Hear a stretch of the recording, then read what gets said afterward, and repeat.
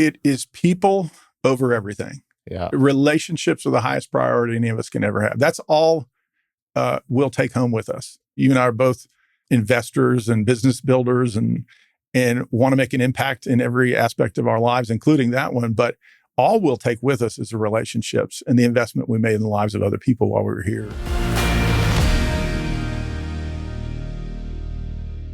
Dean, thanks for joining me today. Appreciate it. Yeah, thank you, Chris. It's a pleasure to be here. So for those listening, Dean and I met actually this summer up in the mountains and got to spend 48 hours together. And not a bad gig. It was not a bad gig. Cloud Camp is something special. It is. It is. And I got to sit and listen to Dean talk, and definitely changed the way I thought about a lot of things. And I'm glad we've been able to really build a kind of a friendship since then. Absolutely. This will be fun. This will be a lot of fun.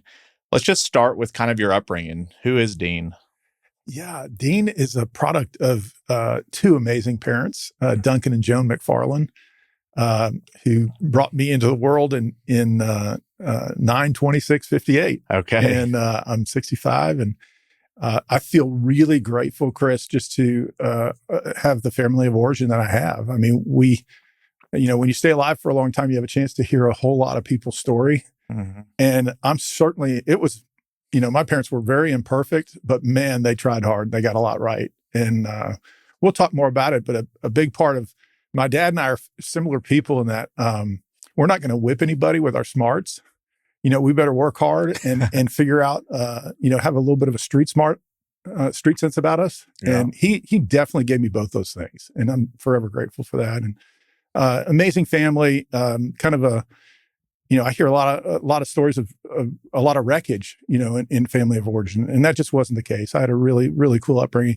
We did have some challenges. My dad was a very successful insurance guy, corporate executive type, so we moved a lot, and that was not easy as a young man. We covered a lot of ground. I was born in Jacksonville, Florida, which is a great spot, and then moved pretty quickly to Minneapolis, Minnesota.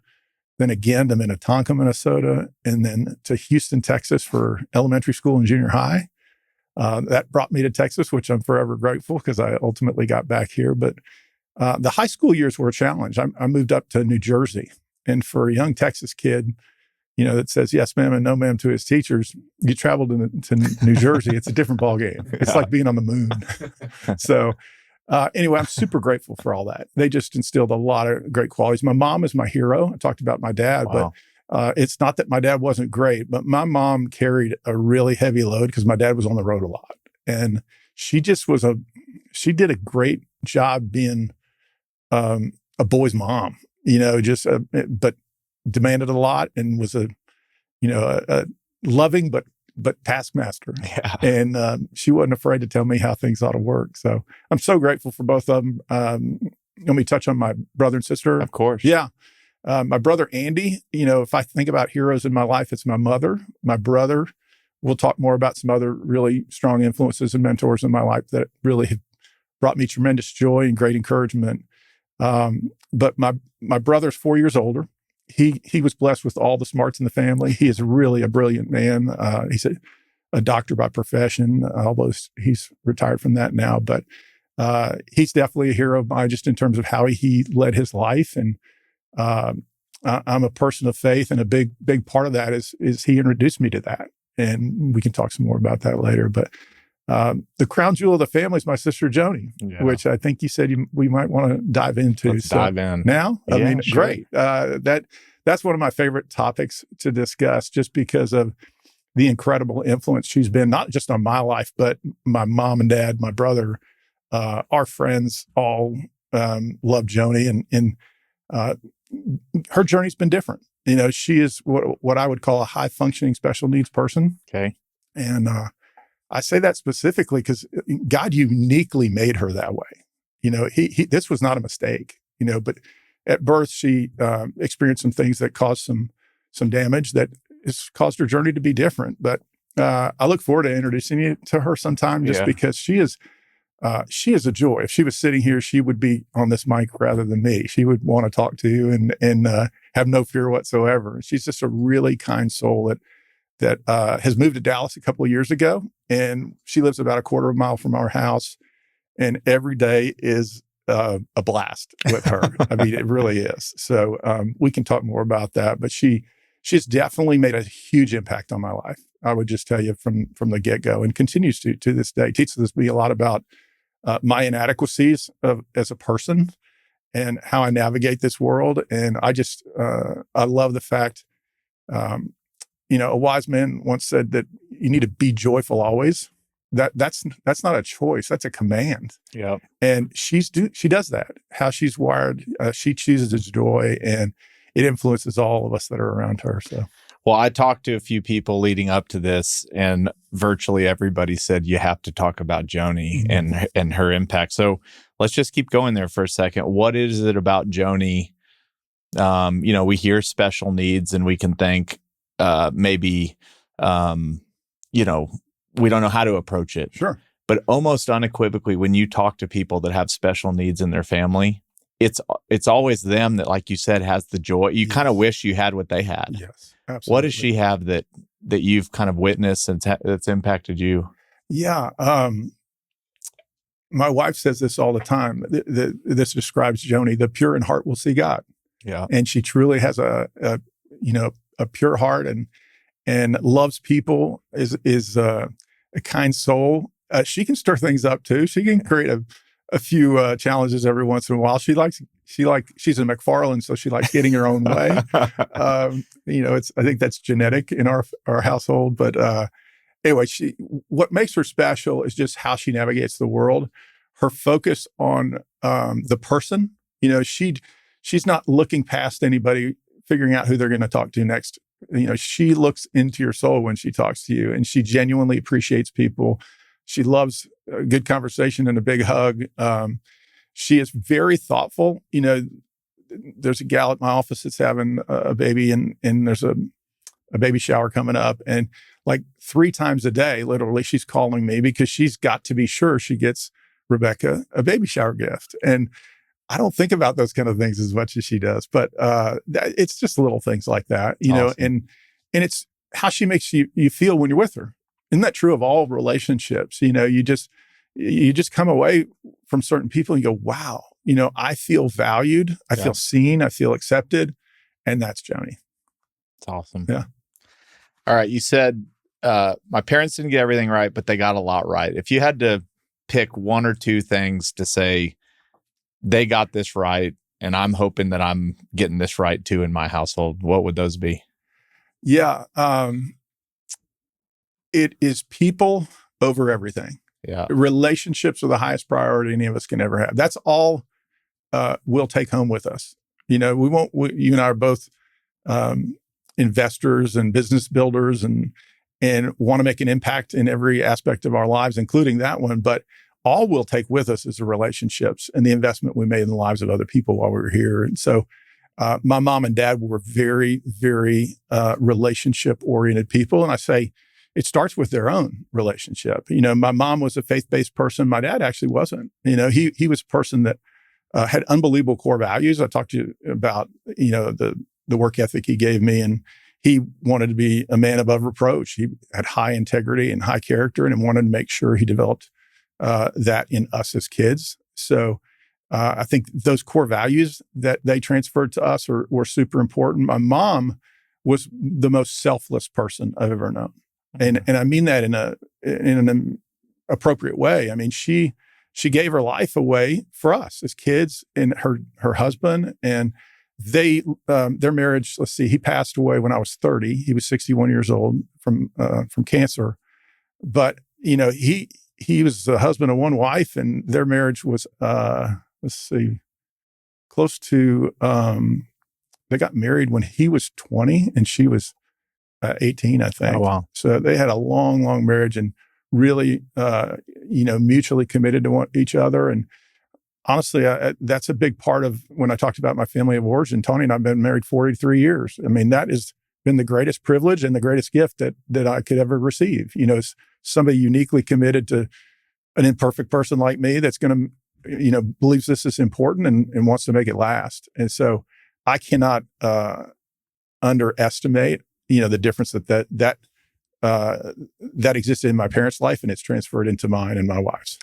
And we're going to talk about that in a second, because when you were introduced and when they were talking about you at Cloud Camp, the young guys, but also the older guys, they all said one thing. They said nobody has a better marriage than those two right there. That's super kind. And that was Mac, that was Trevor, that was the young people, and then the older folks that knew you. They said that's who you need to focus on right there. Yeah. We'll get there in a second. Your brother brought you to Christ. How did he do that? Yeah, it's a unique story because, like many older brother, younger brother relationships, it wasn't a cakewalk.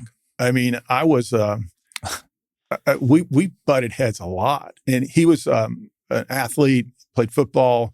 He was everything I wasn't: smart, athletic, gifted, and I was. I was the way God made me. Okay, so I'm okay with it, but that wasn't me. I was. I struggled with insecurities. I was overweight.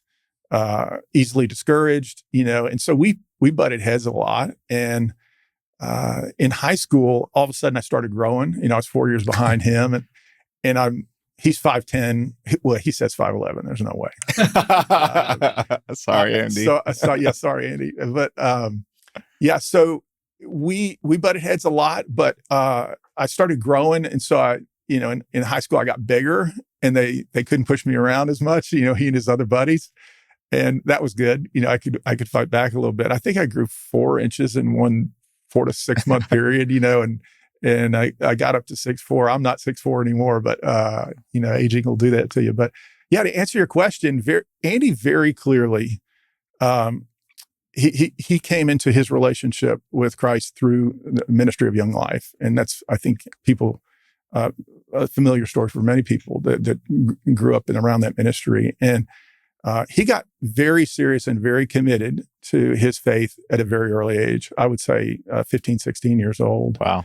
And then practically speaking, and I love telling this story because it's so simple. Back in the day, there were J.B. Phillips Bibles. They're still around, but not in as high a use. But he gave me a J.B. Phillips Bible, and he just said, "Hey, man, I suggest you investigate the claims of this man, Jesus, because if they are true, it changes everything. And you've got to decide what you do with Jesus." And I was like, well, that's crazy, but I guess I'll read the book. And at that point, you were not on either side of the train. You were just kind of agnostic. I wouldn't say I was agnostic. No, I probably should have started there. I was raised in the church. Okay. My mom practiced her faith in the Catholic Church. And that was something that was really interesting to me. I always had a reverence for God. I really did. That I think that kept me, a desire to serve my parents, and a reverence for God kept me from making a lot of poor decisions. And so I'm super grateful for that. I would say I was committed to God, and I was really, really interested in loving and serving God, but I didn't understand what salvation was. I didn't understand what Jesus had done personally for me on the cross, and that he invites all of us to respond to that and have our lives be transformed by the power of his Spirit moving in us. Yep. And so he was very simply just gave me a book. Okay. And that book happens to be inspired. And when you read it and you allow God to work in your life, it will change everything. And so I started in Matthew and Mark, Luke, and by John, I knew I was a mess, and I needed this person that the Bible was talking about in the form of Jesus. And that would be my way to restore my relationship to this holy God that I wanted to love and serve. That Matthew through John has had, I followed that same journey. If you start in the Old Testament, it's not a bad place to start, but it's tough. Yeah. If you haven't read the Bible, I couldn't more highly recommend going at least Matthew through John and at least stopping there and reflecting. Absolutely. Couldn't agree more. It's deep. Yeah. And like I said, I wasn't going to whip anybody with my intellect. So I needed simple stories. And frankly, that's why Proverbs is so useful to me. That a friend of mine and mentor and a partner in life and ministry for many years, he got me started in the Proverbs, probably 25 years ago. And they're just such useful tools to navigate life. And they're short. Yeah. Most of them are short. The verses are short, so they're easier to memorize. But yeah, I'm super thankful for my brother, and that is truly why he's one of my heroes, because he changed my life just by offering me a book. And so you read that, and then What happened after you were done kind of reading the New Testament? Well, it very early on, God gave me an appetite to grow in my faith, and I knew Philippians 3:10. It says, "I want to know Christ and the power of His resurrection and the fellowship of sharing in His sufferings, becoming like Him in His death." And so, very quickly, that was the first scripture I ever memorized, and I wanted to know this Jesus. I wanted to understand uh, how it all fit together, and a triune God. What does Father, Son, and Holy Spirit mean? And so I had this passion to really dig in. And so, yeah, I made Bible intake a big part of my life from the time I came to my relationship with Christ this summer when I was 17 years old. And so I'm 65. It's been a long journey, and I would just tell you, I can't imagine my life without His Spirit at work in me, and the instruction of His Word, and the counsel and care of other wise friends. It just makes all the difference in the world, or at least has for me. And you could probably sit here and say at 65, you're probably still learning as much about. Oh, dude, you have no idea. I mean, I do not have a corner on the market when it comes to wise living. The answer to that is absolutely. And that's one of the things, when we get into kind of life lessons, one of them is intentional learning. I mean, I feel like I want to continue that the rest of my days. And we don't ever have it all figured out. We're all in a journey. We're incomplete. There's a lot of pieces of the puzzle. And what we do know is, there's a place that we can seek wisdom from. And then it's the question of, do you intellectually understand and know it? Or does your heart really allow you to apply what you're learning? And I think that's obviously the goal. Wisdom is application of wise principles. And then the question is, where's your wisdom come from? Well, speaking of wisdom, and speaking of one of the relationships that God tells us most important is your spouse. Mm-hmm. And so when somebody introduces me and says, that guy's figured out marriage probably more than anybody, maybe we can just talk about, what do you know about marriage and your relationship with Tawny that maybe others could benefit from? Let me start with her. Okay. Because I think if I describe her, you'll go, oh man, you hit the mother load, because I did. She is a person of great depth and faithfulness. And at the same time, it's this beautiful thing of depth and simplicity. I'm prone to want to work and achieve and learn and grow and have 10 steps to a deeper relationship here or there, or what I want to accomplish. And, I think I may have shared this with you when we were up at Cloud Camp, but I've been a guy since I was 17. I always had my personal goals. Every year I evaluated, I had a personal mission statement that came from God's Word. And that informed a lot of my thinking. And so I was really purposeful, I guess is the best way to say it. And, when Tony and I got married, I would go over hey, here's my strategy, and these are my goals, and this is what I want to grow. And some of it's good. You want to always sharpen yourself and be a better person and a better friend and hopefully a better husband. And I said, so sweetie, what are your goals? Share them with me. And she goes, I want to love God and be happy. It's like, what? That's it? That's it? Come on. I mean, did you write it down? She goes, I don't need to. And that's my wife in a nutshell. She navigates life so incredibly well. And where I can kind of, my energy and the way I'm wired will take me up and down. And I live hard, I love hard. I'm loud. I can create some conflict in my relationships by I'm not saying things appropriately, maybe, and discourage folks. And she is just so consistent. And when you are in a business like we are, where we exert a lot of effort, we may have to travel significantly.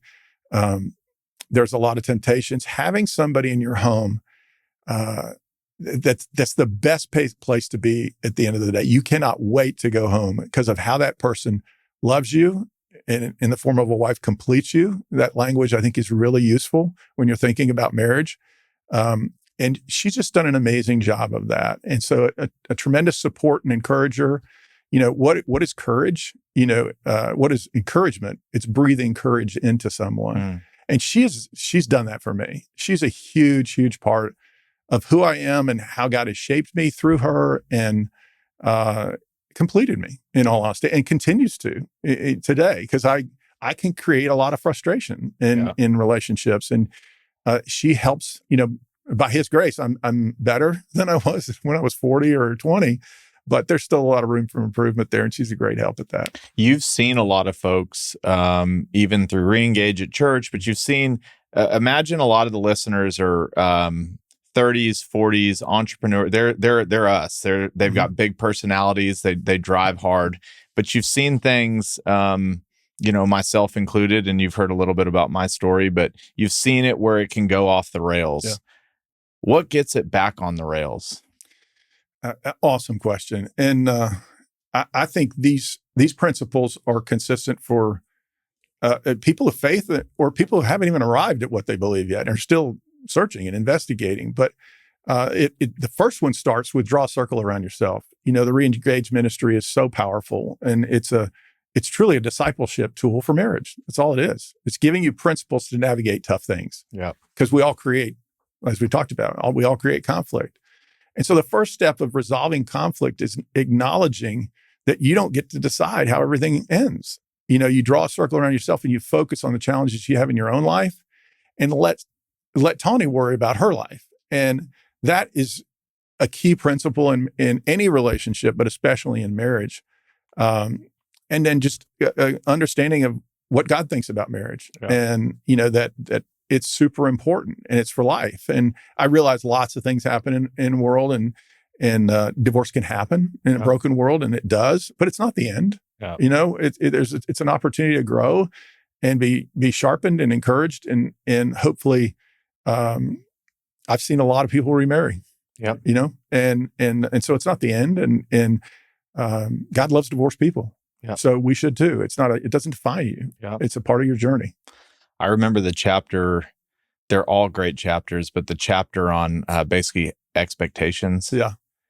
And when they're so high that you basically, that's the one that just pierced me to my soul, was high expectations. When you're holding everybody around you to high expectations, one, that probably flows from the expectations you set for yourself. Yeah. But for me, it was this realization that I was basically creating a losing game for everybody around me because they weren't ever going to meet my expectations. And the saddest part of it all was when people in my group asked me, well, what are your expectations? Yeah. I couldn't even articulate them. Yeah. It was just like better or higher or more. And that was about as sobering of a chapter as I've ever read. It is. And you touched on a great point, because high achieving people, it's the good and bad of your personality. Your greatest strength can turn into your worst weakness in a moment's notice, if not kept in check. And it's true in our relationships. I think I mentioned to you in Cloud Camp, my struggles really revolve around fear and anger and control. And so, those things are all just a subset of a prideful person, which I acknowledge that I am, and I've been at work on it for my whole life, and I'm still at work on it. But high achieving people often suffer from that disease. It's like a larger view of self than they should have. And so a healthy marriage is being willing to put the interests of others before yourself.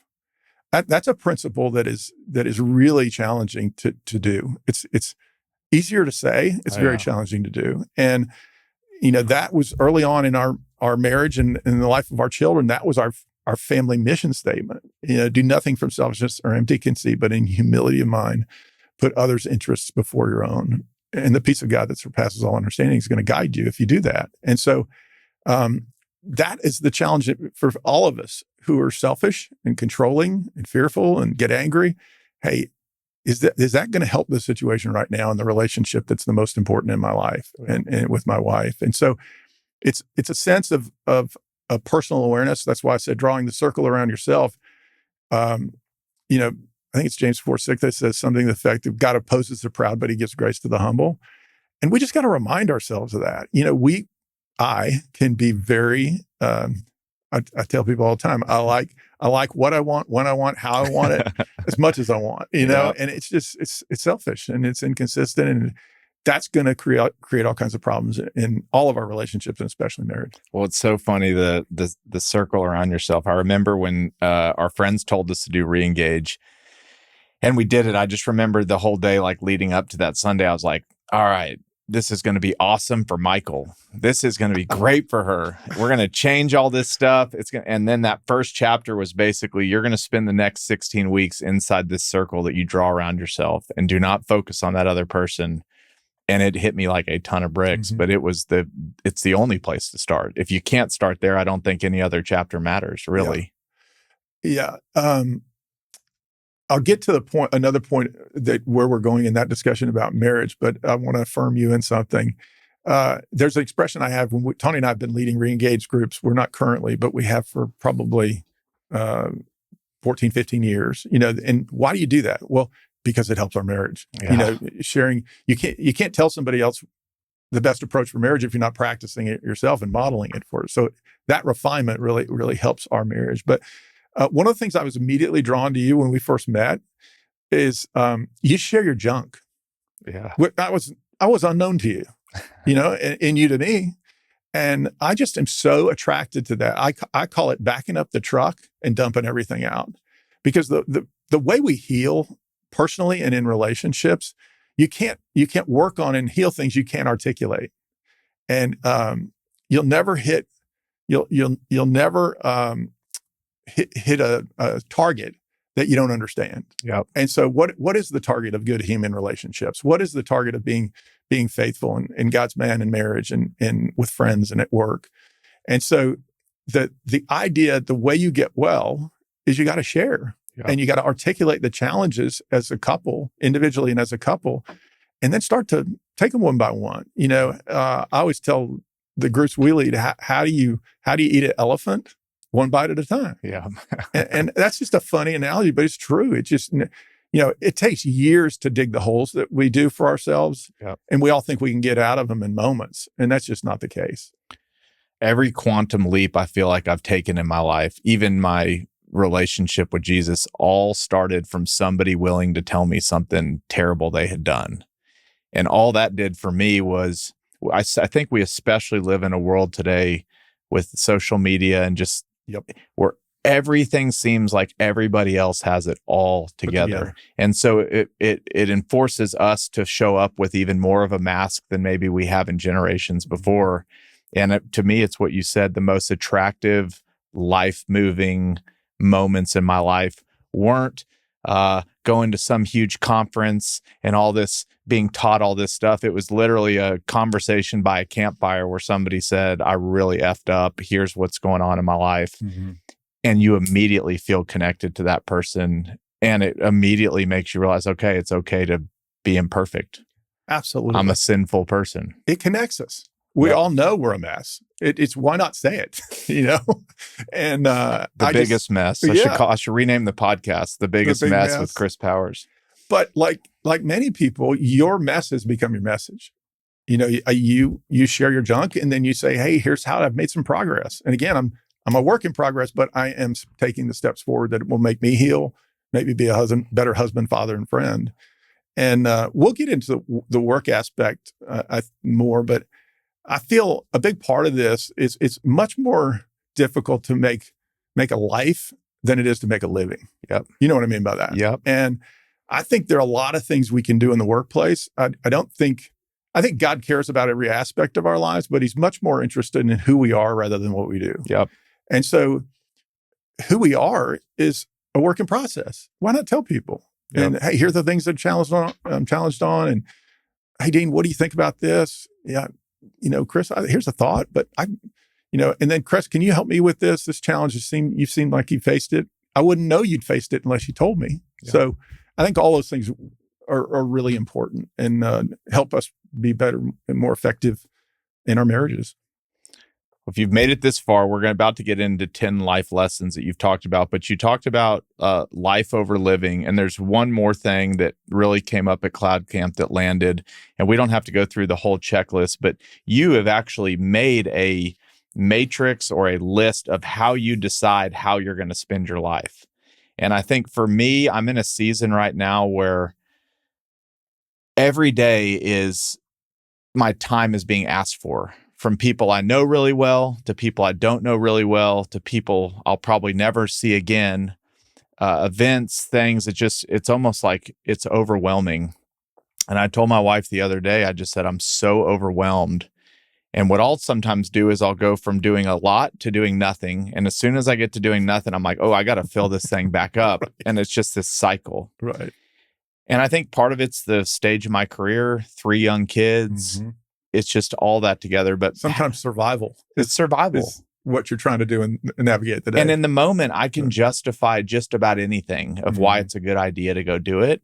And look, on a one-off basis, all of them probably are good things, but you stack them up and you look at, my month of February where I was in town 13 days and all I'm doing while I'm in town is catching up and playing catch up and trying to be dad. And so maybe you could just share how you've, after a long career where you probably went through similar phases, how you make decisions today on how you're going to spend your time. Yeah. This is really an important thing. And I will tell you, I've gotten better at it, but it's still, again, I'm still trying to figure it all out. Who has been really helpful to me is my friend Kyle Thompson. Okay. Kyle was at Cloud Camp with us, and Kyle's the one that literally built a grid. Okay. And that you're referring to. Okay. You gave me some credit that he deserved, but thank you. I've taken a little different approach. Kyle's works for him, and it's awesome, in terms of how he deploys himself. Nobody's more organized and purposeful and thoughtful than he is. I'm a little bit more, I think it's really important to understand how you're wired. I think the verse that informs this is each one should use whatever gifts he has received, past tense, right? Each one should use whatever gifts he has received to serve others, faithfully administering God's grace in its various forms. So you gotta decide, hey, how has God made me? What's my what's my purpose? Once you decide that, what informs it? How has God made me? How do I want to deploy myself? And it's a long journey. And so if we just run ourselves out early in it, we're not going to be very useful at the end. And one of the things I'm focused on is I want to finish well, man. I don't want to be a pain in the butt old man, that just it's frustrating to people and discouraging. And I want to. Chuck Colson, do you remember that name? No. Chuck did a lot of amazing things. He was a very gifted businessman. He was on, I believe it was Reagan's cabinet, and just a super gifted guy. He's the guy behind the Prison Fellowship Ministry. Okay. And that brother was running really, really hard all the way to the finish line, and faithfully, thoughtfully, loving and caring for those around him, and starting really amazing ministries. He was an accomplished author and writer, and did a bunch of interesting things. But again, if that's the goal, how I deploy myself is really important. And so your question is, how do you decide to do that? And it's one, understanding your gifts and how you're wired, how you think you can make the biggest impact in the world, watching your dashboard to make sure you don't overheat.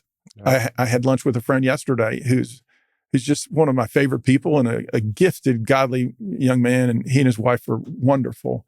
And we were talking about that. It's easy to overheat. You got to keep your hand on the dials and making sure your relationships are being monitored appropriately. And if something out of whack, you can't be too busy to not address it. Yep. And we were just talking through the pace of life, the tyranny of the urgent. And so I think what informs me about how to spend my time, and this isn't for everybody, okay? Mm-hmm. I want to acknowledge that up front. But as a person of faith, if I'm not sinning, I should be worshiping. Does that make sense? Yeah. When I'm in sin, I definitely am not worshiping. I'm rejecting that. But if it's not sin, if it's not tangible, practical sin, then it's worship. And so work is worship to me. Yeah. And a lot of people go, you got to be kidding me. I mean, I'm getting my butt kicked. And the answer is, I'm in the real estate business right now. We're taking a few shoes to the rear end. Yeah. It's challenging, and you have to rework relationships, banking relationships, and your investors, and they're tough things that happen. And you've got to. That's where you distinguish yourself in terms of who you are. Is that, how do I navigate these really difficult situations? And again, I very imperfectly, but that's the goal. So I'm trying to summarize to tell you, I live with the end in mind. I try to keep my eye on all the gauges, which are my personal relationships with Tawny, my kids, my beautiful 7 grandkids. Am I prioritizing them appropriately? We mentioned this at Cloud Camp, I believe, but Chuck Swindoll wrote a book. It was a study of Nehemiah. It's called Hand Me Another Brick. And I don't remember all about the book, but I remember one specific thing because it's really helped inform my life. Chuck said, you cannot expend yourself to exhaustion in the workplace. You have to save your very best for when you walk in that door at night. And I think if there's one thing that my kids will remember about me, I think I really tried to do that. And my wife tried to help me do that and be very present and very letting them know they were my highest priority. And that's the other way I make decisions. I always, I think I did mention at Cloud Camp, if my wife calls, I'm stopping this podcast right now. Yeah. I just take her call always because I want her to know next to Christ, she's my most important thing in my life. And that's one way you do it. And that may not be it for everybody, but it is for me. Yeah. And I've tried to do the same with my kids, even if my grandkids call, there's nothing so important that I can't talk to them because usually, and Joni, talk about, Joni, I hear from at least 3 times a day. And it's a joy. It's 30 seconds, but I'm going to take that call. It's just a touch and I want to talk to her. And so a big part of how you spend your time is what are you sensitive to? Yep. And if you get whipped up in the worries of the world, the deceitfulness of riches and the pride of life, it's going to be really hard to make the wise decisions in the moment when you need to be attentive to your relationships. And I would imagine you would say all those things that you end up saying no to down the road, they never really mattered. In the moment, it's hard to say no. 90% of it, 99% of it's probably you could give a no to and be okay. Absolutely. Yeah. And I'll give you a practical example. I've had the opportunity to serve in the leadership of 2 different churches. Northwest Bible was a church where our kids were raised and just had a tremendous experience. And I had the opportunity to serve the church as an elder, overseer, shepherd there for 10 years. And then a new work was started that I had the opportunity to be a part of that's become one of our community church. And Tony and I have been there for 24 years now. And I served as an elder shepherd there for 20 years. And one of the things we decided as men when we were called to being elders is we eliminated some of the things you're talking about, that are all good, not-for-profit boards. And, a lot of guys are involved in their country clubs and you running your business and doing other things. You're trying to be socially impacting and mindful of those kinds of things, but they all take time. And you just gotta, this is where Kyle's so good. You gotta have that grid that you prioritize your time on the things that are going to be most important. So I stepped out of all my unrelated things that, frankly, were cool and neat things, but they didn't need to have priority during this time. This other thing, my leadership at the church and the stewardship of my company and my family were the highest priorities. And there just wasn't much left to do those other things. Yeah. All right. Lesson number 1. It's not about me. Why? Well, that's the instruction from the Lord. He basically, he said, you're broken and you need me to be completed. And once you make the decision to love and serve him and accept the free gift that he offers in the form of a personal relationship with him and forgiveness of your sins, it changes everything. And what you learn, the more you learn about Jesus, he called people to himself for sure. He aligned himself. He was the Son of God and the triune deity, but he gave his life away. One of my favorite verses is Mark 10:45. Have you ever heard that? Which one is it? it? The Son of Man did not come to be served, but to serve and give his life as ransom for many. If the Lord of the universe, that was his job description. A lot of Christians I meet, it's like, I'm not sure what I should do or what's my purpose? And just read that one verse and try and do that. Serve people, love God and serve his people. Tony's mission statement. It's pretty good, Simple. It's very simple. And so that's a big piece of my approach in terms of it's not about me, because I'm prone to make it all about me. Yeah. Right. So if I'm reminding myself, it's really not. You're a participant in the greatest opportunity the world has ever known, and that's the advancement of God's kingdom. And as a follower of Christ, I get to participate in his grand plan. And the ROI is the best I've ever seen in any investment I've ever made. And you're a real estate guy. And I'm a real you've done estate some guy. good real estate deals. I like ROI. I do like ROI. Exactly. Number 2, diligently practice self-leadership. Mm-hmm. Let me tell you what that means to me. And that is, the scriptures tell us, discipline yourself for the purpose of godliness. And so, hey, maturity doesn't happen. Maturity is a process, and it's a journey. And so, I think recognizing the fact it's not about us, but it is in this standpoint that we ought to be increasingly conformed to His image. So, how do you do that? You discipline yourself for the purpose of righteousness, and the only way you can do that is you understand what He's calling you to. And so you spend time with His Word and talking to friends. How do you do this? How does it work itself out in your life? So it's a big one, that the idea of disciplining yourself for that purpose. If people don't, and you've probably come across a lot of folks that maybe don't have that support system around them. What do you tell people? Like, where can they just start? Like you and I did, one friend. Yeah. We had lunch. We shared our stuff, and just tell somebody about yourself. Well, I'm not comfortable doing that. They don't want to hear that. Honestly, people do. People want, especially nowadays, they want depth. They don't want surface. Like, tell me how you're really doing. And if I'm not going to go out on the street and tell all my friends what you've just told me, we got to be respectful of people and honor the confidence and the trust they place in us when they share something with us, but treat it accordingly. But the more you can do that, the faster you can heal and get to the appropriate place. And I think it's really, really a good reminder for all of us. I couldn't recommend it enough. If you're listening to this and there's just something you want to get off your chest, you should. And I'm in a season of life right now, Chris, that I'm a senior advisor, cheerleader, and coach for Mac and Trevor, and that's a privilege to do that. And I have other young men that I'm partnering with in business that I get energy from you. I get energy from these guys. I love how they're living their lives. I love how they're wanting to make a difference for the Lord and in this world, and a positive social impact and care for other people. That gets me energized. And so I love spending time with those folks, and it pays rich rewards. It's a mutually encouraging and sharpening relationship. I'm not one of these guys that needs to make, if I sit in a room, boy, everybody's got to listen to me. I've learned a lot from you and a whole lot of other people. And when we stop learning, like we talked about earlier, I think you get stuck. Yep. You've got to continue that process of being an intentional learner.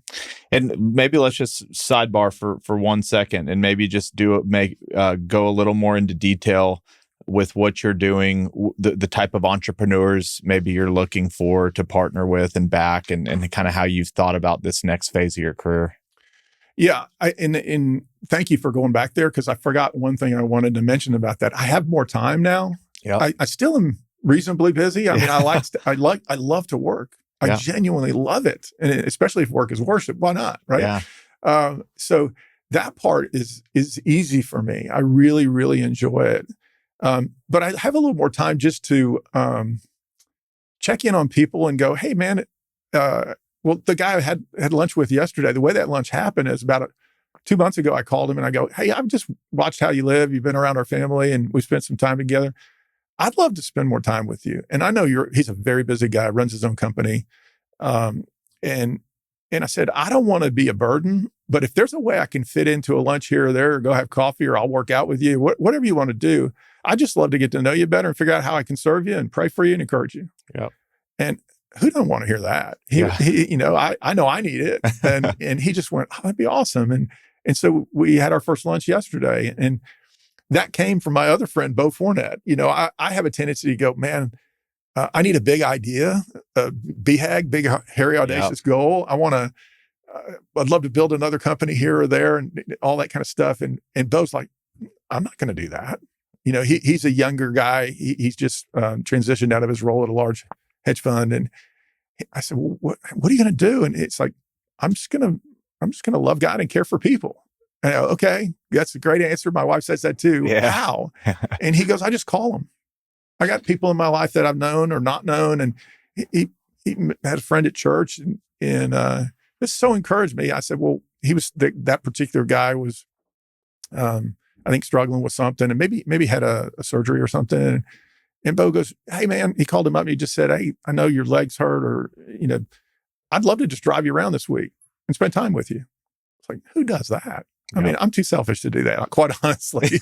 I mean, you're just going to drive him. And that's what Bo did. And he just loves people, And I thought, man, that ain't a big, hairy, audacious goal. That's just being present with people and loving them. I thought that was really practical. That's awesome. Yeah.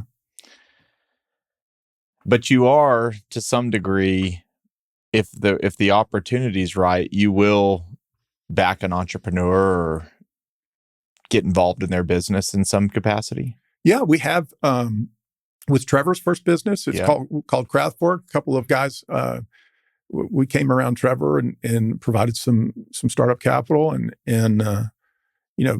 learned a lot. Yeah, Trevor would tell you he definitely did, and I did too. And look, if you're not learning, you're going backwards for sure. And whether it's a big win or a potential loss, but I do love spending time with young people. Entrepreneurs are not. Yeah. I'm just stimulated by the next generation and how they're going to respond to the world that they're in. And is there anything I can do to help encourage them and empower them and breathe courage into them, like we talked about earlier? I hope your email's ready. An unwavering commitment to hide God's word in my heart and to live and lead in such a way that others never doubt that God's word is sufficient for every circumstance. I love this one because, I've been walking with Christ, like we talked about, for a really long time. And I just love the fact that you have to have a blueprint. There's a lot of things that are going to happen to you in this world, and really, really difficult things. And navigating that requires tools. And so the only way I know to appropriate those tools is to hide them in my heart. And what I love telling people, and this is hard for folks who personally don't have a faith or maybe have never spent any time in the Bible, but for me, there's never been an issue I've faced in my, 30 years of eldering and shepherding at our church, running a business, that I started in 1984, my family, difficult challenges in kids and grandkids. There's not one thing I've ever faced that can't be, that the wisdom of God's word can't inspire and make better. And so there's so much that's there for us to give us rails to run on, basic instruction before leaving earth. That's my wife's, she's used that with the kids that she teaches. And it's just so simple and so wise. We have a tool and we just need to learn to use it. And so that's where that principle comes from. As a 65-year-old, my mind isn't quite as good as it once was in terms of scripture memory. And, I think pouring that into yourself at an earlier age is just always going to serve you well. What does the Bible say about how to handle a bad real estate market? Like, and I say it kind of joking, but kind of not. It's tough right now. Yes. Look, wins and losses don't define you. They just don't. Yeah. I've got a good friend that's going through a job transition right now, and that's what I told him yesterday. I go, hey, this does not define you. You're an amazing man, and you'll get through this, and God has something else on the other side of this that hopefully is going to be as enriching as this could have been. And so that's where that comes from is, you have to have the tools. You need each other to work through the challenges that you face. And in the real estate business, you're definitely going to have some of those. Yeah. And I think it's how you go through them. Yeah. It may not be necessarily how they end. Yeah. It's how you travel that road and how do you treat people? Do you spike in anger because you're just pissed off and frustrated? Or do you manage your emotions and respond appropriately in really difficult situations? Yeah. One of the things that I'm thankful for is it was modeled for me by a mentor and pastor and good friend. He runs to the fire. And I believe as Christians, that's what we should do. Where there's a struggle or a challenge or a hurting person, we need to step into it and not go, oh, somebody else has that. It's like, hey, how can I love and care for that person? Yeah. You don't smack them with your Bible. You just love them. You be present. You express how much you care for them. You don't have all the box to check and flip a scripture on them.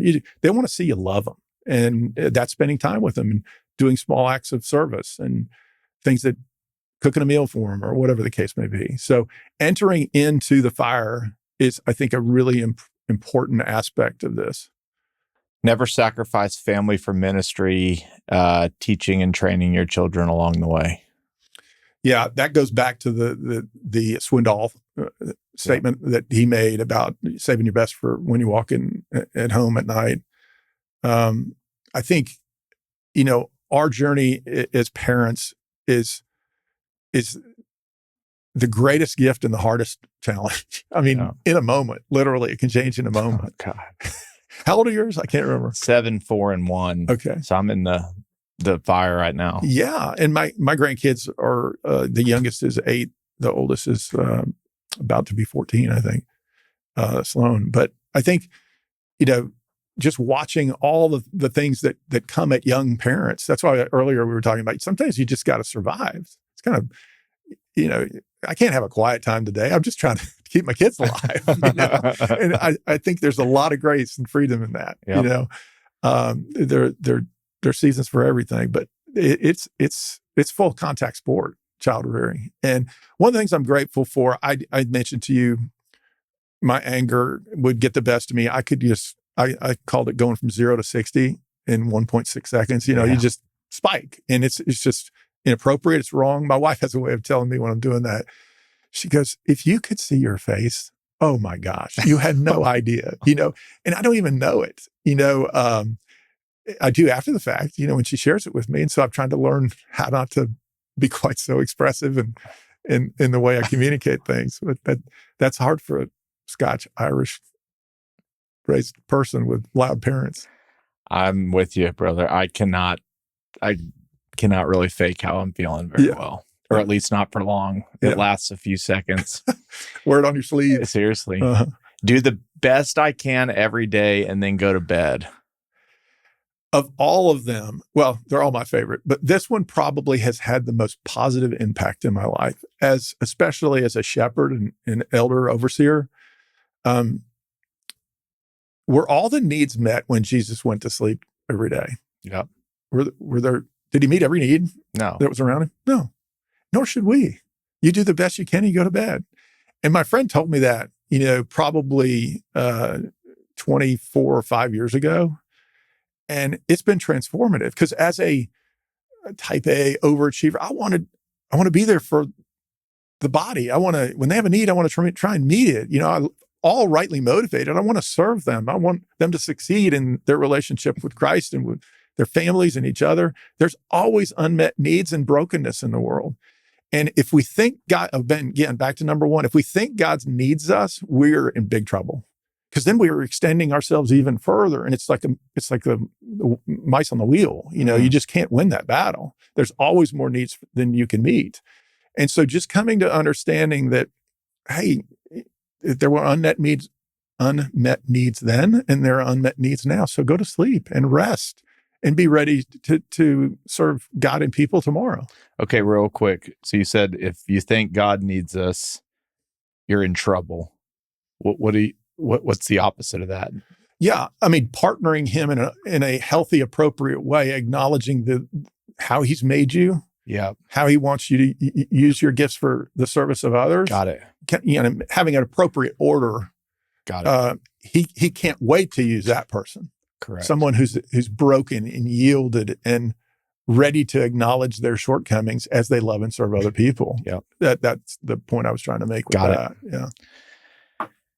Train future leaders with passion and purpose. Yeah, I love it. Yeah. I mean, and again, to me, it's not like I'm there to teach everybody or train everybody. I feel it's mutual.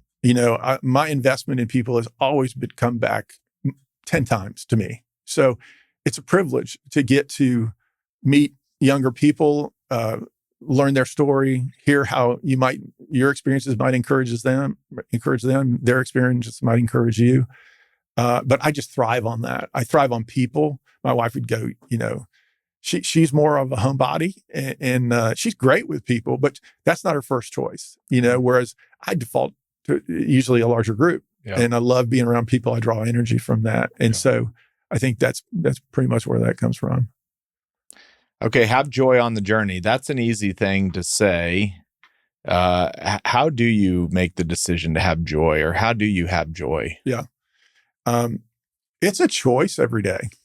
It truly is. I mean, I know some people, my wife is just wired to be joy filled. I mean, she's just a happy spirit.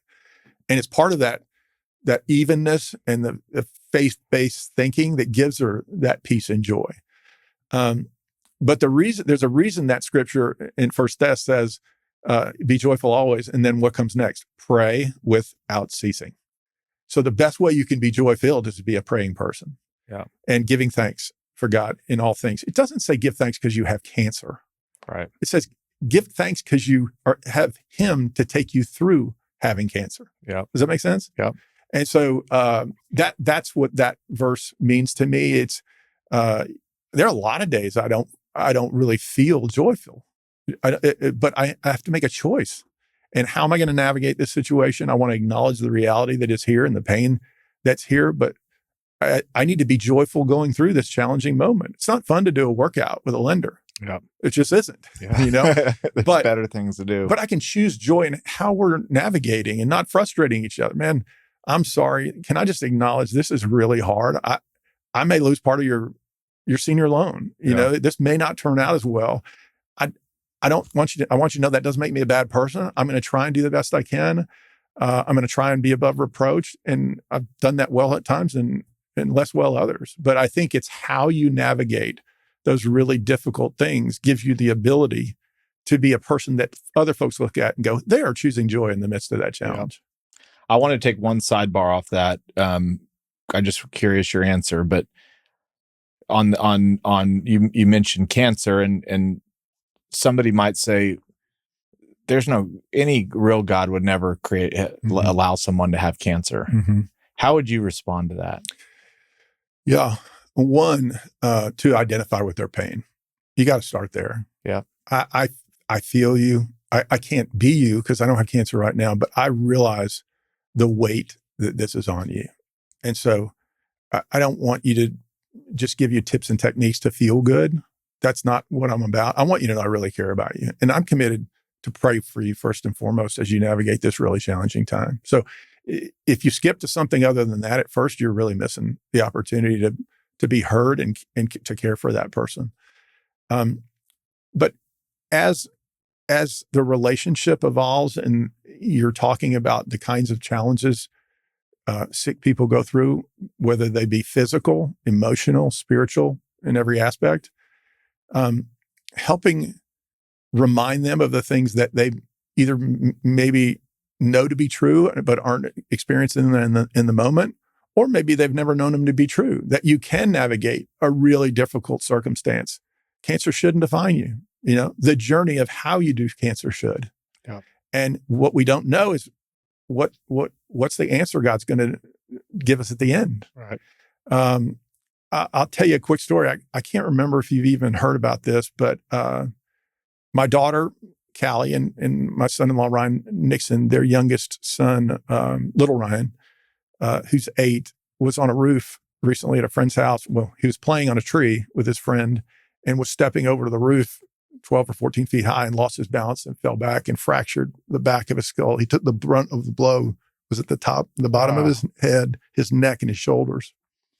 And it's certainly a longer story. There were real concerns, swelling on the brain and all kinds of things. The fact his spine wasn't broken. There were multiple miracles along the way. I'll start with the first one. The dad of the young man whose house he was at was a Navy man and had also been a lifeguard, so knew CPR just drop of a hat, and immediately ran to my grandson who had stopped breathing and got him going again, through CPR. Miracle number 1. Miracle number 2, transported him to the hospital, and he had a seizure about the time my wife and I got there, and his parents were with him, and our daughter Callie articulated, hey, his eyes are not right, and he was having he stopped breathing and was having a seizure. And miracle number two, by the blessing of really equipped doctors and nurses, they got him going again. But we still didn't know if his spine was intact. We didn't know, what the future held for his damage to his head and the fractures in the skull. But there are lots more miracles, but I could go on. But no spinal damage. He tested out. We thought there could be some potential long-term challenges, and God just chose to heal him. And the thing that's so hard is the sober awareness that many kids on the children's floor that he was on when he was getting great care at Children's Hospital, some of those kids may not get the same answer we got. And that's the mystery of God's world and how we have brokenness in it. He came back to redeem all that. He died to redeem all that, and he will be coming back to make it all go away. He'll dry every tear. There'll be no more pain, no more hurt. I'll stop. All right. Number 8, live in community with others who can help us grow and lead lives that honor God. Yeah. This is something, listeners might go, how do you even get started on that? If you're a member of a church, a lot of churches have cell groups or small groups or things that you can get into. My life about community started right around the time we were married. My wife and I were married. I would say I had some community in college too, with some other young men that were kind of wired the same way I was, and we were interested in the same things. But, I didn't even really know what community was, but I know I needed other couples in my life, in mine and Tawny's life. And so what I do, I picked up the phone and I just called a guy that had become an acquaintance. And I said, hey, I don't even know what this means, but would y'all go have dinner with us and can we talk about our lives together? And they went, sure. And so we had dinner, and that led to a relationship, and we kept meeting, and then we invited another couple, and we did community before I even knew what it was. It's just inviting others into your life and talking about things that matter, both celebrations and hardships. And so that, I was really thankful God put that DNA in my heart early on, because I think that helped us in our raising of our children and just the relationships, having people to pray for you in the midst of all the things that we all face. Oh, yeah. And so I just highly encourage people to find that as quickly as possible. It's been a tremendous blessing for Tawny and I, and continues to be to this day. All right, I really like this one. Recklessly pursue conflict resolution. Yeah. I don't know why that, because if you're in business, it's a lot of times it's overcoming conflict of some degree. Conflict. Yeah. Life is overcoming conflict. Yeah. Even with yourself. Oh, sure. And so, I've just watched the blessing of, relationships being restored. When we break them, it's the responsibility of both parties to work through them in a God-honoring way. And so I've done this very imperfectly in my life, and I'm still learning a whole lot about what this means, in trying to resolve conflicts appropriately. And I think it's an opportunity for Christians to really show the world that there's a better way, rather than just continuing a war with one another, literally and figuratively. Yeah. And we sure see, great options or, great examples of that through social media and other places. So I think this is just an awareness, a daily awareness that we all create conflict, and then what's an appropriate approach to navigate that. And I think, I've had multiple partners in my business, through the years. And to this day, we separated at different times in different places with each of them. I think there were a total of 5 of them. And I love talking to them now. I mean, we don't talk as much as obviously we once did, but we managed to navigate difficult situations, separation of a business partnership, and remain friends. And I feel like that, that may be one of the things I'm most thankful for in my career, is I really have continuing deep friendships with people that we had to go through some hard things together. Okay. If I just said I'm in a terrible conflict with someone and it's all their fault, I didn't do anything, but clearly I'm emotionally upset about it. Mm-hmm. Dean, how do I overcome this conflict? What would you tell me? Well, because I know you and we have a trusting relationship, Yeah. I would ask permission. Hey, can I tell you a hard thing? Is that okay, Chris? Yeah. And I'd wait for you to answer. I wouldn't just steamroller you. It's like, hey, this may not hit you just right. This may be hard to hear. Do you mind if I share that with you? And I think most people that are in conflicts or generally say yes to that. There's a few like, I don't need to hear this right now. But most people will welcome that conversation. I hope I do, always. It's just like, I'd love to hear something hard. I think that's what makes it better. Yep. And so I asked for permission and then kind of in fear and trembling kind of wade into the conversation. But what you said is it's all the other person's fault. It's never all of the other person's fault. So I tell my friend, let's start with drawing the circle around yourself. And hey, even if you're 1% of the problem, spend 100% of the time on your 1%. And shockingly, it will become, I think, an increasing awareness that maybe it wasn't 1%, maybe it was 30 or even 40 or potentially 90. Yeah. You'll grow in increasing awareness over time. But if you start there, if you always start, hey, if my wife can get her stuff together and get fixed, then we're going to be great. Right? I mean, that's how relationships work. If that guy who treated me that way in business, if he just righted the ship, begged forgiveness from me, we're going to be fine. And it just doesn't work that way. So what we do is have to identify our 1%. And so we lean into the conversation rather than, hey, it's your fault. It's, hey, I acknowledge, one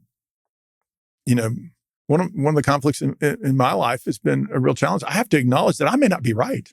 You may be right.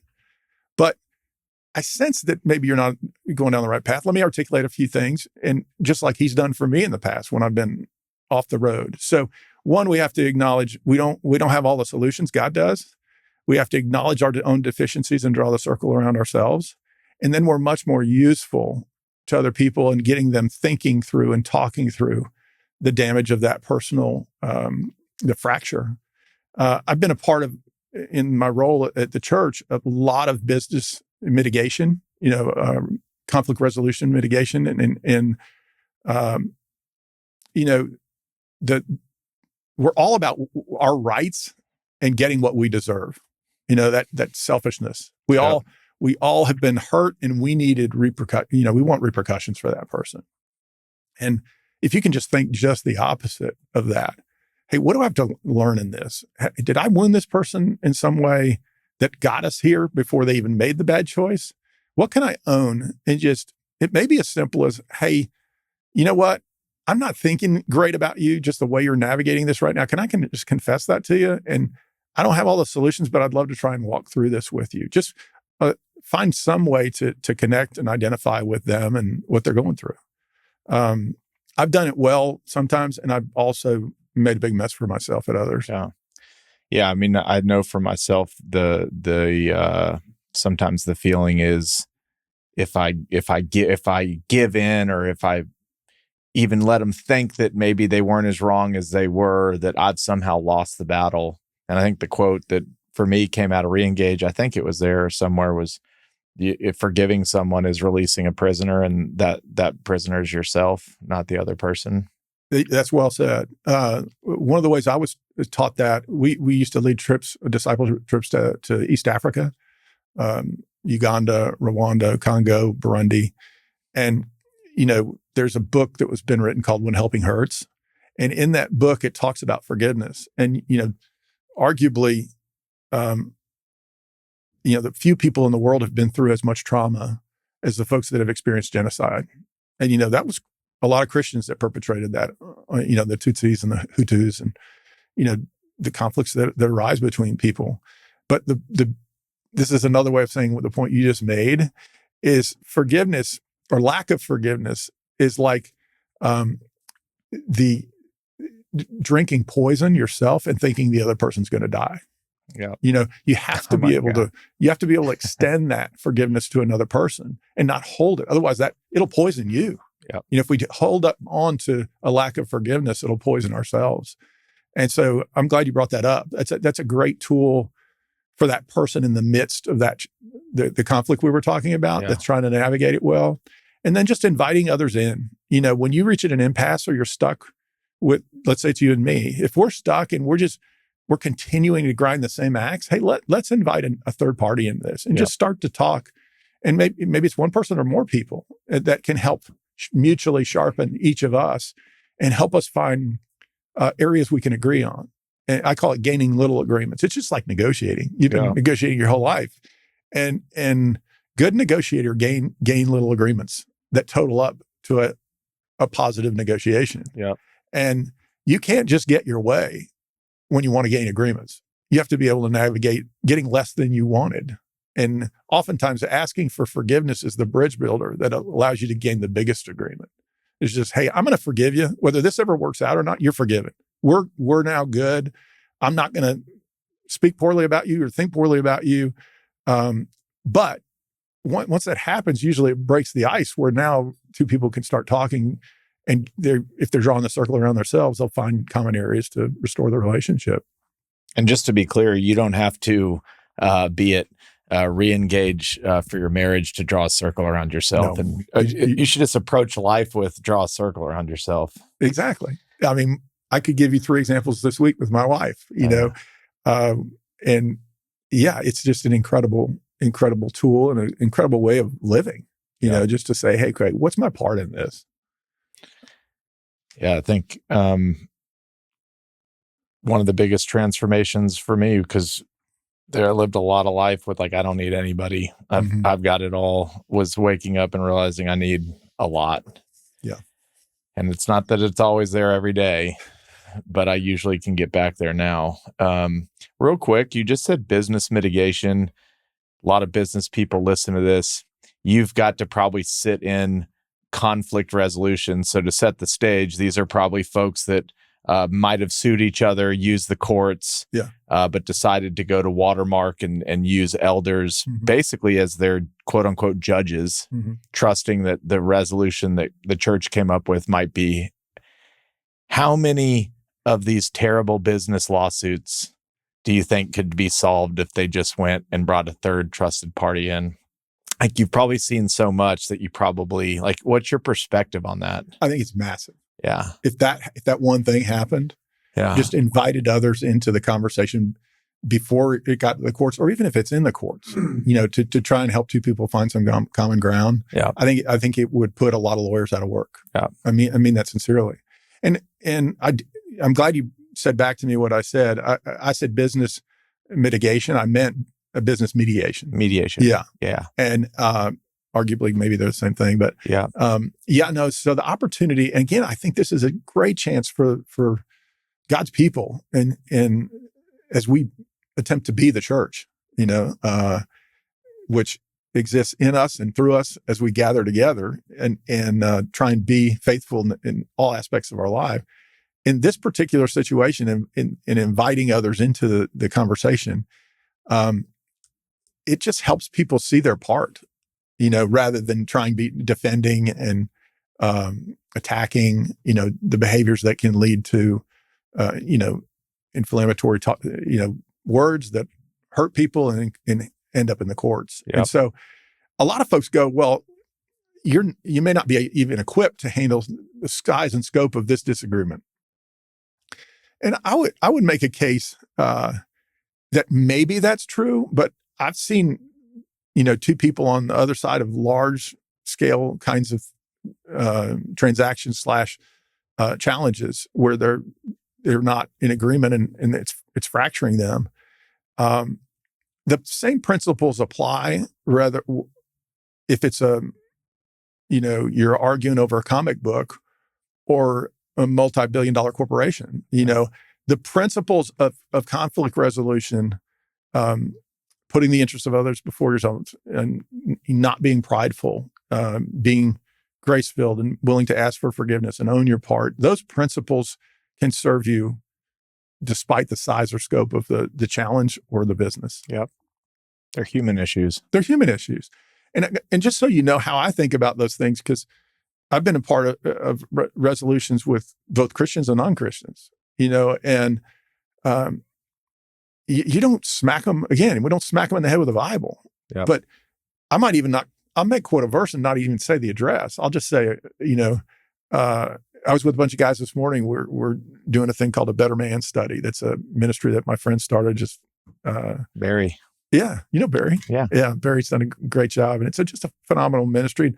And look, content's important. Relationships are how change happens. That's where transformation occurs. Yep. And just men gathering, sharing their junk, talking through their challenges, maybe acknowledging the pain of the past, but not letting it define them for their future. And we were together this morning. One of the things we were talking about when it came to some of the things we're speaking about, work and how to community, how to choose people in your life.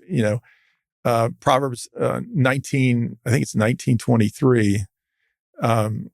He who walks with the wise grows wise, but a companion of fools suffers harm. Holy cow. You don't need to be a person of faith. You don't need to know to appreciate that. Yeah. If you're going to, align yourself with a bunch of stupid people making poor choices, guess what? You're going to soon follow. Even if you think you're going to change their behavior, they're going to drag you down versus you dragging them up. I was going to say, you're an average of the 5 people you keep closest. Perfect. Yeah, exactly. You go look at somebody that's probably addicted to drugs or doing something bad. They're probably hanging out with a bunch of drug addicts. Yeah. There's no way you're hanging out with the right people and doing stuff like that at night. And at my age, fear, anger, and control we talked about are some of my challenges, but I love comfort. I'm embarrassed to tell you that, but I really love nice things. Yep. And if my age group and my community just get together and talk about all the fun things we want to do, and there's nothing, Ecclesiastes tells us to enjoy what we have, the life that we have in Christ, and celebrate that. And it's okay to have things and live in moderation. But if I'm focused on comfort and that's what drives the conversations with my peer group, yep, or lake house or a ranch, we're in deep trouble. Yep. We're missing how our lives are going to remain significant and purposeful for God's kingdom. Yep. And so we just got to remind ourselves. I have to remind myself of that. My wife is funny. I'm the label buyer in our house. Yeah. She goes, why are you buying that? I can get you that at Target. Target? I'm not going to go to Target. She doesn't look at, she never looks at label. Well, she looks at them so she doesn't buy them. Yeah. She'll just buy, what's the stuff that's athletic wear that's so expensive? Lululemon. Yes. Yeah. Love the stuff. Yeah. Of course, I buy Lululemon. Yeah. It's comfortable. She wouldn't put Lululemon. I've tried to buy her Lululemon forever. No interest. It's like, why would I do that when Athleta's about 60% of the price? And it's like, oh, you're so smart. You've mentioned this one a bunch. This is the 10th. Remain an intentional learner. Yeah, I think it speaks for itself, but it does. It's the way I'm wired. It's just fun. Yeah, I love learning. When I heard about your podcast and you and Johnny and how this thing came about in the last 5 years, like, I want to hear more about that. It's just so cool. Yeah. And I'm just really fascinated by our world and how it's evolved and the ways people can make money today. Some healthy, some not so healthy, but it's really fun. That's fun for me. So I intake a lot of information. Now, there's a downside to that. It can suck up a lot of time. You can be disconnected sometime in relationships if you need to be present with your family and you're over here scrolling on some article, even if it's a good article in business or your health and working out or something, all those things. If you do too much of that, it can suck out the time that you really need to be to devoting to other core relationships. Yeah. So I'm aware of that. I can get distracted sometimes, and I try to I'll go on a fast every once in a while from my phone and the information fast. It's like, just let your brain calm down. Yeah. Just put it to rest for a minute. So that's really the intentional learner aspect of, and it also is hopefully, it defeats my pride issue. If I don't think I have it all figured out. Yep. I need to learn. I need to learn from my friends and other people. And so being intentional about continuing to do that. Cloud Camp, you guys showing up for 48 hours. And it was. The place didn't stink. Yeah, it was comfortable, wasn't it? It was comfortable. It was good. But, it's what we did while we were there that people are going to remember, not how cool the spot was. It's like, what did we learn? How did we grow? What was the idea exchange? And it pays dividends.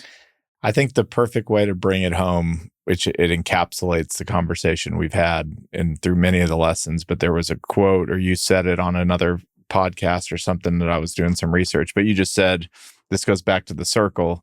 No matter how good things are in your life, there's always something bad that needs to be worked on. And that is, I think, what that means to be in that circle. Yeah. I mean, when it's good, be really thankful and soberly aware that it may change soon. Yeah. See also what we've been through with my grandson. Yeah. It's like in a moment's notice. I mean, we didn't know if he was going to make it. Yeah. And, we had to prepare ourselves for that possibility. And, so thankful God restored him. And he used the doctors too. But honestly, there's a lot of things that are just not explainable. Yeah. How he's been healed that doctors are kind of scratching their head over. So we know where that came from. It was the power of prayer and the mobilization of God's people on his behalf. And by his grace, we got an answer that we were so thankful for. But again, being soberly aware of it could change really quickly, or we might not have gotten the answer that we really wanted. Yeah. And we had to be faithful even in the midst of that. And that's really where the rubber meets the road in terms of saying you want to be a Christ follower and then really trying to live in the world like one. Yep. Especially when it's at its toughest. Mm-hmm. All right, Dean. This was awesome. Man, great being with you. Thank you very much. much. Really fun. Thanks for having me.